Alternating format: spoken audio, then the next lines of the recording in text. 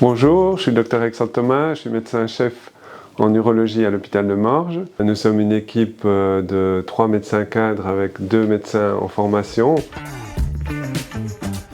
Assez fréquent parce que c'est quand même le 5e cancer diagnostiqué chez les hommes en Suisse. Donc il faut considérer qu'il y a plus ou moins 1300 nouveaux cas de cancer de vessie chez les hommes en Suisse par an. Donc c'est un cancer qu'il faut dépister et traiter précocement.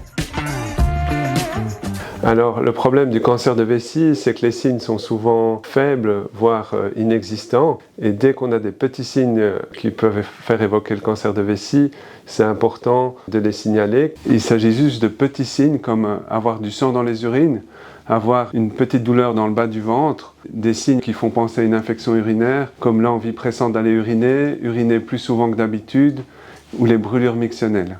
Ces signes doivent faire objet d'une consultation obligatoirement.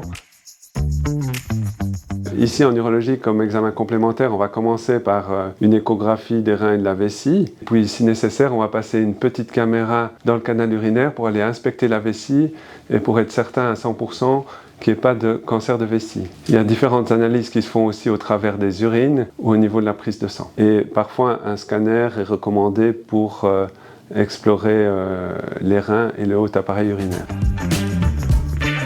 Alors le facteur de risque principal, c'est la cigarette. Les fumeurs ont 6 fois plus de probabilité de développer un cancer de vessie que les non-fumeurs.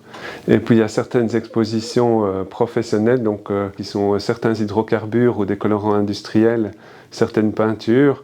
Toutefois, les expositions professionnelles sont connues depuis assez longtemps, donc elles sont habituellement bien gérées.